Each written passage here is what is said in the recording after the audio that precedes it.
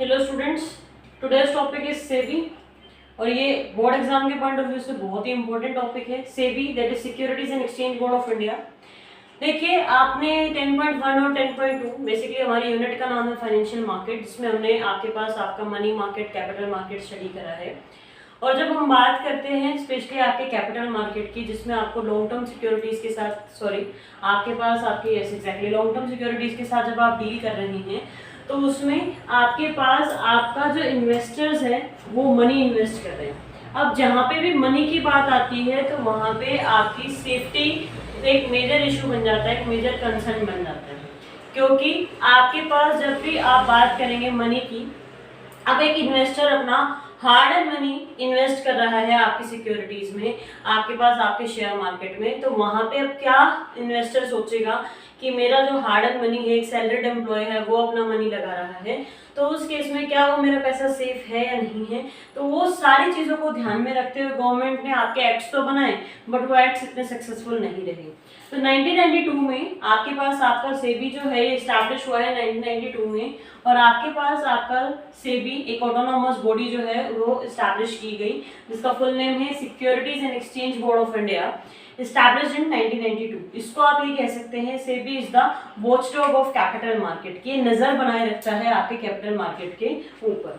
अब इसके ऑब्जेक्टिव्स क्या है? सबसे पहला आता है रेगुलेशन ऑफ स्टॉक एक्सचेंजेस। जितने भी स्टॉक एक्सचेंजेस हैं उनको रेगुलेट करना कि वो अपने रूल्स एंड रेगुलेशंस के अकॉर्डिंग, बायलॉज के अकॉर्डिंग काम कर रहे हैं, नहीं कर रहे हैं, वो सारी चीजें चेक करते हुए रखना और उनके ऊपर प्रॉपर आपके पास आपका ये कह लीजिए कि उनको बाउंड करके रखना उन रूल्स के साथ, वो काम करता है आपका सेबी।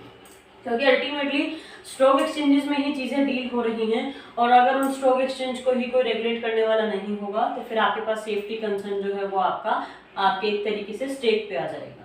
नेक्स्ट है protection to the investor. This is the foremost आपका ये कह लीजिए इंपॉर्टेंट पॉइंट है, प्रोटेक्शन टू द इन्वेस्टर्स, क्योंकि इन्वेस्टर्स अपना हार्ड एंड मनी इन्वेस्ट कर रहे हैं कंपनी में, और जब हम बात करते हैं आपके प्रोटेक्शन टू द इन्वेस्टर्स की, तो उस केस में this is the ultimate main objective of SEBI to provide security to the investors, because they are putting their hard and money in the company shares और कंपनी सिक्योरिटीज। तो वो चीज़ सबसे main role पे रहेगी कि आपके पास चाहे वो ब्रोकर्स हैं, चाहे कंपनीज हैं, चाहे आपके पास किसी भी तरीके का मैनिपुलेशन है, वहां से प्रोटेक्ट करना है आपके इन्वेस्टर्स को। नेक्स्ट आता है चेकिंग द इनसाइडर ट्रेडिंग। सबसे पहले मीनिंग जानते हैं इनसाइडर ट्रेडिंग का। आप चाहे तो गूगल कर सकते हैं रजत गुप्ता केस। देखिए, इंडियन ओरिजिन पर्सन थे अमेरिका में, और आपके पास उन्होंने ये इनसाइडर ट्रेडिंग ही की थी, और जिसके चलते उनको जेल जाना पड़ा था अमेरिका में। किस तरीके से है मीनिंग समझते हैं। इनसाइडर ट्रेडिंग, कंपनी की आप किसी की पोस्ट पे हैं, अब कंपनी की किसी की पोस्ट पे हैं तो आपको ऐसी इंफॉर्मेशन पता जरूर रहेंगी जो कंपनी की सिक्योरिटीज के प्राइसेस को इफेक्ट कर सकती हैं। जैसे सपोज कीजिए I am a director of the company, obvious सी बात है मैं जानती हूँ कंपनी कब इशू करेगी शेयर्स और किस प्राइसेस पे लॉन्च करेगी फर्स्ट टाइम के लिए, और मैं उस चीज़ को ध्यान में रखते हुए अपने किसी फ्रेंड को वो इन्फॉर्मेशन टेलीफोनिकली पास ऑन कर दूंगी, कल इस टाइम पे आपके पास इस कोटेशन पे शेयर्स आपके पास इशू किए जाएंगे, and just be ready with that quotation. अब आप ट्रेडिंग प्रोसीजर तो पढ़ चुके हैं कि ऑनलाइन मैचिंग होती है, तो जैसे ही मैं कंपनी का निकालूंगी, इशू करूंगी, इधर से आपको पता है इस पर्टिकुलर प्राइस पे शेयर्स इशू किए जा रहे हैं, वो आपकी तुरंत मैच हो जाएगी और आप शेयर्स खरीद लोगे। मेजर स्टॉक आप खरीद सकते हो, और उससे क्या होगा, अगर मेजॉरिटी स्टॉक आपने खरीद लिया, यू नो वेरी वेल कि equity share holders are the real owners of the company, वो पूरा कंपनी को हिला करके रख सकते हैं।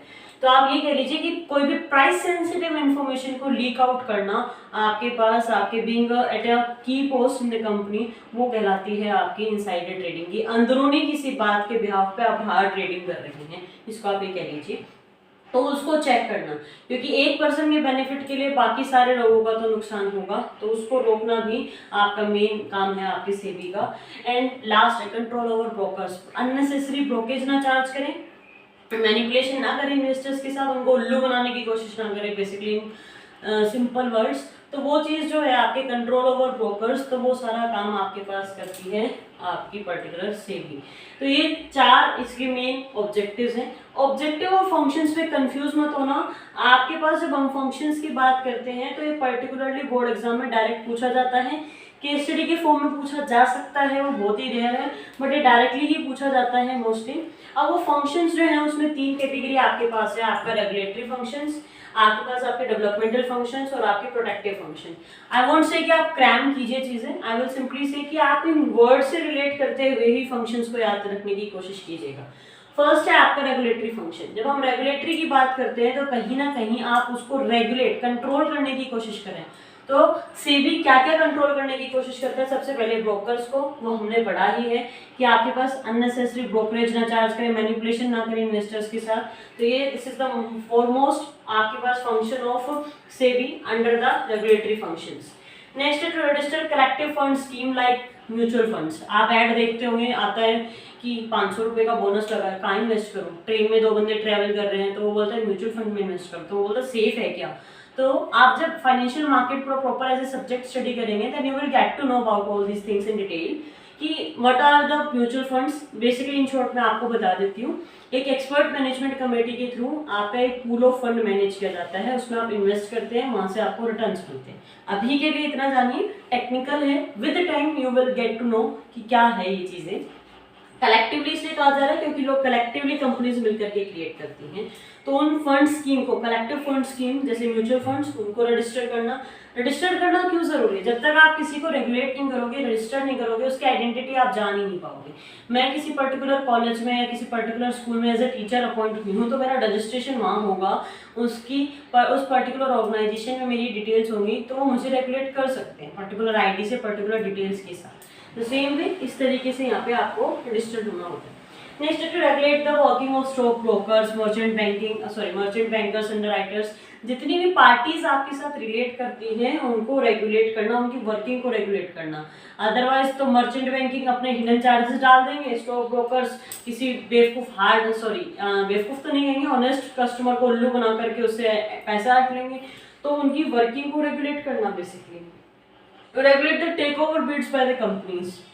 बिड्स होती है बोली, तो आपके पास जैसे ऑप्शंस होते हैं, तो उन बिड्स को रेगुलेट करना कि किस तरीके से कंपनीज आपकी टेक ओवर जब कर रही हैं चीज़ों को, कंपनीज वगैरह को, तो किस तरीके से किस प्राइसेस पे वो काम कर रही हैं। टू कॉल इन्फो, ऑडिट, आपके पास इंफॉर्मेशन मंगवाना, ऑडिट होता है आपके पास। जैसे जब टीचर आपके टेस्ट नोटबुक्स वगैरह चेक करते हैं, ऐसे कंपनी के अकाउंट्स चेक होते हैं, एंड सीए का मेन काम यही होता है, ऑडिटिंग करना। तो आपके पास वो इन्फॉर्मेशन आपकी मंगवाना, आपकी कंपनीज की डिटेल्स चेक करना, डॉक्यूमेंटेशन चेक करना, ऑडिट मंगवाना, ये सब आपका रेगुलेटरी फंक्शन में आएगा। सेंस के अल्टीमेटली कहीं ना कहीं कंट्रोल करने की चीज़ों को। नेक्स्ट है टू लेवी फी और चार्जेस की, जहाँ जरूरत है चार्जेस पेनल्टीज लगाने की वो करना। And to perform and exercise such power as provided by the act और प्रोवाइडेड बाय द गवर्नमेंट, कि खुद की पावर को भी परफॉर्म करना और उसको कंट्रोल एक्सरसाइज करते चलना। डेवलपमेंट फंक्शंस में बात करते हैं, सबसे पहला आता है to impart training to the intermediaries. Intermediaries basically आपके बिचौलिए, यानी कि आपके ब्रोकर्स हैं, मर्चेंट बैंकर्स हैं, तो उनको ट्रेनिंग प्रोवाइड करना ताकि वो ग्रूम हो, कहीं ना कहीं आपके पास उनकी डेवलपमेंट हो।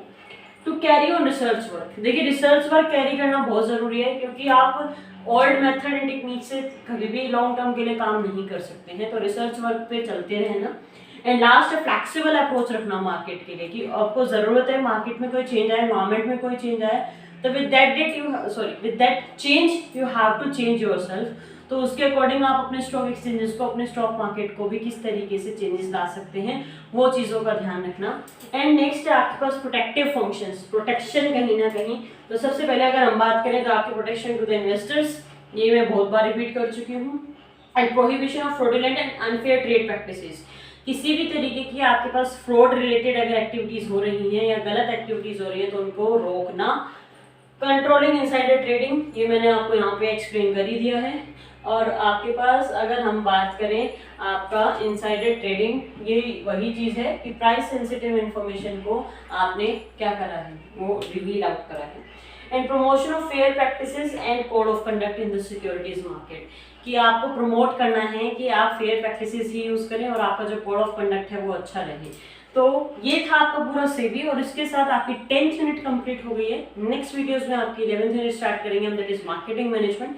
उसके कुछ टॉपिक्स रिलेटेड है और उम्मीद है वो टॉपिक्स आपको पता भी होंगे, मैं भी आपको बताऊंगी।